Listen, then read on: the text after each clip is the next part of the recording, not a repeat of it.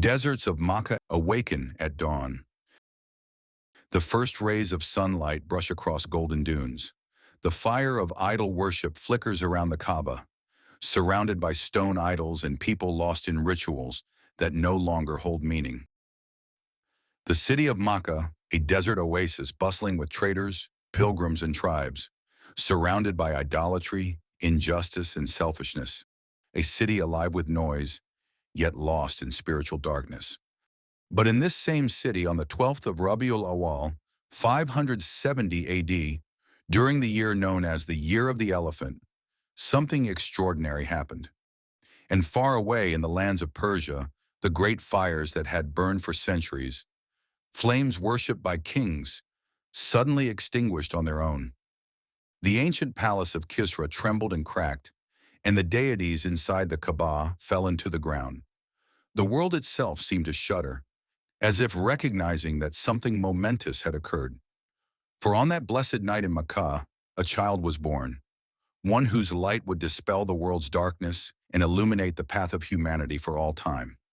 The name given to him by his grandfather, Abdul Muttalib, was Muhammad, peace be upon him, the praiseworthy.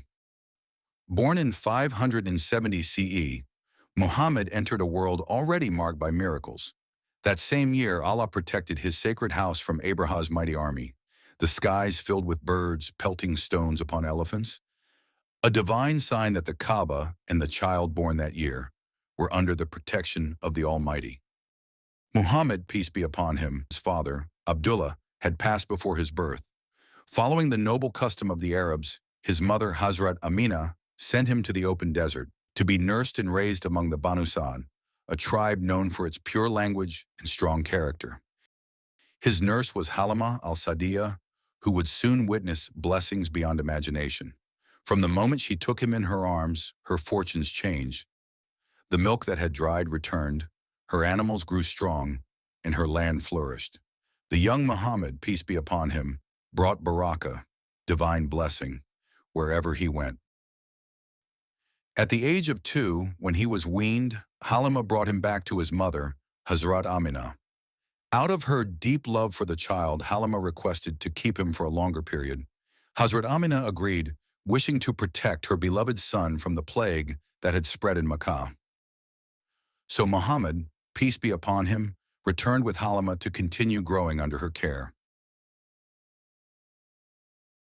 During his stay, a miraculous event occurred. The opening of his blessed chest by angels. They cleansed his heart, removing a black clot symbolizing evil, and filled it with faith and light. This event left a lasting mark, both physically and spiritually, on the young Muhammad, peace be upon him. For 6 years he lived in the open desert skies, breathing fresh air, growing in strength and purity. During the 6 years that he spent with the Banu Sa'd family of the Hawazin tribe, Muhammad, peace be upon him, became the most eloquent in Arabic language. There he learned patience, humility, and reflection, traits that would define his prophethood. When Muhammad, peace be upon him, turned 6, he returned to his mother Amina. Hazrat Amina decided to visit Yathrib, the resting place of her husband Abdullah and the home of her relatives. She took with her her beloved son and their faithful servant Ayman. After their visit, on the journey back toward Makkah, tragedy struck. Amina fell ill at a place called Abwa, halfway between Makkah and Medina. There, surrounded by silence and sand, she returned to her Lord. His earthly life began in loss. And this was just the beginning of Muhammad, peace be upon him's worldly challenges. The 6-year-old boy stood beside her grave, his heart heavy with loss, yet his face serene. Ayman, the loyal servant, took his small hand and brought him safely back to Makkah. Muhammad, peace be upon him, was now an orphan. But these were not mere tragedies. They were divine preparations. Through loss, he learned endurance. Through pain, he discovered empathy. Allah was shaping a heart that would carry the weight of mercy for all mankind. Upon returning, he was taken into the care of his grandfather, Abdul Muttalib, the noble leader of Quraysh. The old man cherished him deeply. He could see signs of greatness in the child's eyes. Abdul Muttalib would never let him out of sight. He would keep the young Muhammad, peace be upon him, close, even allowing him to sit beside him in the gatherings of the Quraysh chieftains, a place reserved only for elders and leaders. When some people expressed surprise or complaint at this, Abdul Muttalib would smile and say, "Leave him be. A great future is in store for my son." His affection and respect for the young boy were unmatched, for he sensed that this child was destined for an extraordinary mission. But only 2 years later, Abdul Muttalib passed away, and Muhammad, peace be upon him, came under the guardianship of his uncle Abu Talib, who would protect him with love for the rest of his life. When he was about 12, Muhammad, peace be upon him, joined his uncle Abu Talib on a trading journey to Syria. In the town of Busra, a Christian monk named Bahira saw them passing. He noticed a small cloud that shaded the young boy wherever he walked, a sign of divine protection. As the caravan rested near a tree, Bahira observed another wondrous sight. The branches of the tree bent low, as if bowing in reverence and offering shade to the young Muhammad, peace be upon him. Recognizing the marks of prophethood upon finding Muhammad, peace be upon him, seal of prophethood, Bahira warned Abu Talib to guard his nephew well, for this child was destined for greatness. Abu Talib, concerned for his safety, brought him back to Makkah, safe and sound, and went back to rejoin the caravan. As Muhammad, peace be upon him, entered his teenage years, Arabia was shaken by the War of Fijar, a conflict between the Quraysh and other tribes, breaking the sacred peace of the holy months. Though still a youth, he accompanied his uncles to the battlefield. He did not fight but helped by collecting arrows and assisting his family, observing the cruelty and futility of tribal wars. Moments that imprinted on his soul the value of peace, justice, and restraint, virtues that would later define his prophethood. In his youth, after witnessing the brutality of the War of Fijar, Muhammad, peace be upon him, became part of an event that reflected his deep sense of justice. The Hilf al-Fudul, the Alliance of the Virtuous.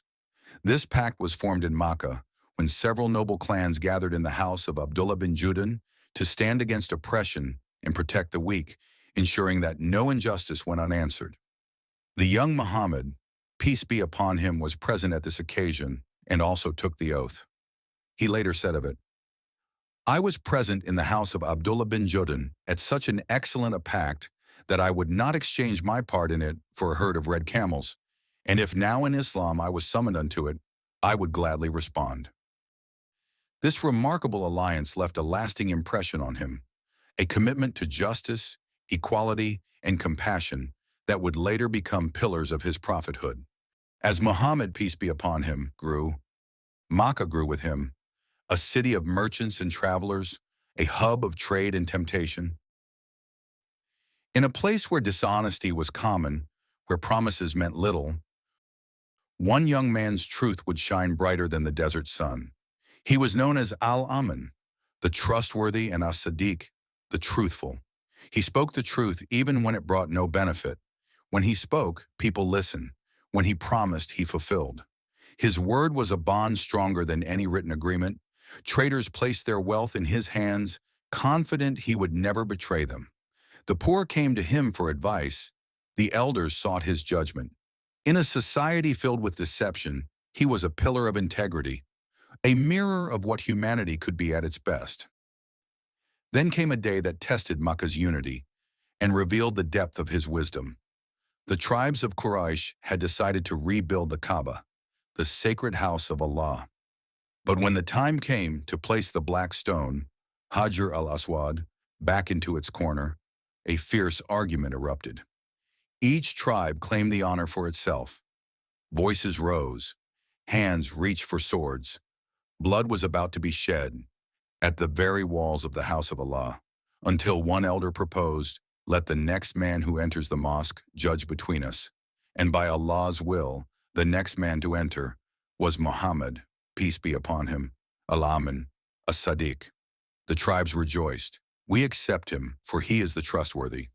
Then with wisdom and humility, he asked for a simple cloth. He placed the black stone upon it and asked each tribal leader to hold a corner. Together they lifted it to its place, and he himself set it into the wall. A moment of division became a moment of unity. His truthfulness had not only saved bloodshed, it had earned him the respect of all Makkah.